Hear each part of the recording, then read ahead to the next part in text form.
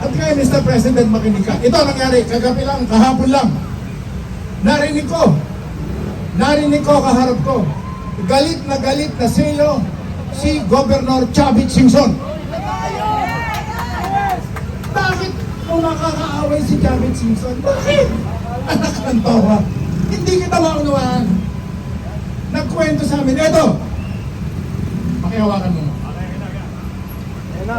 Medyo na daw yan. Eto ang libro binigay ni Chavit Singson. Ha? Kunan mo.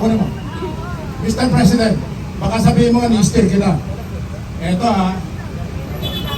Sana nakikinig, nanonood, at mapapanood later on to ni Governor Chavit. Ayan, may pirma niya, may dedication niya. Nakipag-usap ako, may ilang kasama ako kay Governor Chavit. Nakipag-usap ko sa kanya. Naglabas siya, nagkwento siya ng lahat ng sama na loob. Kinwento niya how he spent hundreds of millions of pesos to promote the candidacy of Bongbong Marcos. Na initially, nagsimula siya. Nakiusap sa kanya. Ayan, nakikinig si Senator Amy Marcos. Senator Amy, magsalita ka. Lumapit kayo kay Governor Chavit. Humingi kayo ng tulong. Tulungan mo kami. At sinabi niya, kaibigan mo, sasabihin ko sa iyo, hindi ka siguro magiging pangulo kung hindi tumulong si Chavit Singson. Pero bakit galit na galit sa iyo? Then somebody doon sa grupo, tinanong siya, Governor, ano po gusto mangyari ngayon? Dapat ibagsak na yan si Marcos. Sabi ni Chavit Singson, dapat ibagsak na yan si Marcos. Bakit po galit ako sa kanya? Galit ako sa kanya. Bakit magagalit sa iyo si Chavit Singson? Bakit magagalit sa iyo? At bakit sinasabi niya na dapat ka na ibagsak? Ang mensahe ko rito, Mr. President, may problema sa, may problema sa iyo. Lahat ng mga, karamihan, hindi naman siguro lahat, ng nakapaligid sa iyo. Kaya manakaaway yung mga tao, nakaaway mo yung mga tao, tumulong sa iyo para maging presidente ka. Nakaaway mo sila. Imagine si Chavit Singson makakaaway mo. Bakit mo makakaaway si Chavit Singson? Bukod sa kapwa mo Ilocano. Isipin po ninyo yan. Ngayon, ang tanong dyan. Tama na ba? Dapat na ba talaga itong mga naririnig ko, pinagsisigawan ng mga tao dito na Marcos resign?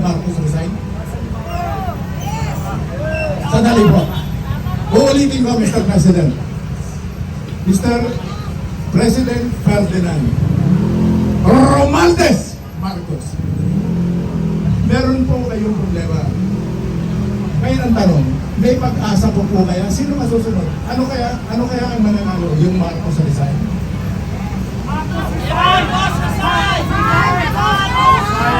Mr. President, may formula. I don't know, I'm not asking the people here to agree with me, to agree or disagree with me. Gusto ko po kayong tulungan. Sasabihin ko sa inyo, kung ako po ang masusunod, gusto ko matapos ninyo ang term ninyo sa kondisyon na kailangan nakakaalam. Mr. President, makipagbati kayo sa kaaway ninyo bago kayo makipagbati sa sambayanan.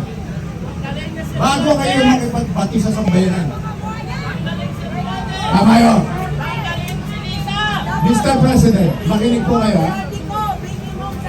Makinig po kayo. Ako ay isang ordinaryong mamamayan. Pero yung kausap ko kahapon, hindi pangkaraniwan, hindi ordinaryong mamamayan. Si Governor Chavit Singson. Nagalit ka sa iyo at gusto niya either mag-resign ka na or bumagsak na. Ano po ibig sabihin niya? Ibalik po ninyo sa Pilipinas ang Pangulong Rodrigo Roa Duterte. Mr. President, makinig po kayo ha. Ito sasabihin ko sa inyo, makinig po kayo. balita na si Tatay Digong o si President Duterte ay mahinang-mahina na sa ICC. Mr. President, pag yan ay namatay, Mr. President Bongbong Marcos, makinig ka. Hindi po namin pinagdadasal yan. Iuwi mo na rito. Iuwi mo rito ng buhay. Sapagkat kapag po yan ay nasawi, binawian ng buhay sa ibang bansa, walang kapatawaran yan sa sambayan ng Pilipinas. Wala pong kapatawaran yan. Pangalawa, palayain mo na si Pastor Iloy. Palayain mo na. 9 milyong followers ang nag-iintay niya. Na araw-araw ipinagdadasal ka siguro na mamatay na. Subalit, kapag pinalaya mo si Pastor Iloy, Mr. President, ipagdadasal ka ng 10 milyon na yan, papasalamatan ka na lumawi ang buhay mo. Batiin mo, magpadala ka ng tao, makipag-usap ka kay Governor Simpson. Hindi ganyan. So lastly, Mr. President, naku, marami nang galit sa'yo. Hindi lang marami ha. Hindi ko alam kung may natitira pag natutuwa sa'yo. Wala na! Mga bayaran! Alam naman ninyo yan at alam naman ng mga intelligence community na nag-uusap-usap yan. Mga retired generals na nagsasalita dito. Hindi ko alam kung may panahon pa kayo, Mr. President. Ayaw natin mangyari. Yung nangyayari na napapanood araw-araw ng mga kaibigan natin, yung naganap sa Nepal, nakakakilabot ka tayo natin mangyari. Lastly. Ay nako. Kahuli na po ninyo itong mga kabayan na ko. Kalaban ninyo to. Bakit kakampi ninyo ito? Ang mga tao nagdala sa inyo sa pagiging presidente, mga kalaban ninyo. Ngayon, yung mga tao na kaaway nyo since time immemorial, si Risa Ontiveros, naniniwala pa kayo kakampi niya yan? Inuuto lang kayo niyan, si Risa Ontiveros. Hindi pa nagpapanti ang galit na sa inyo yan. Paano mo magiging kaibigan yan? Yang makabayan lang. Wala namang panting ngayon. Mr. President, yung mga retired general, I don't know, I don't want to say anything bad against General Charlie Galvez. Discarded nila. Pero makinig po kayo. Huwag ninyong palakasin ang CPP-NPA.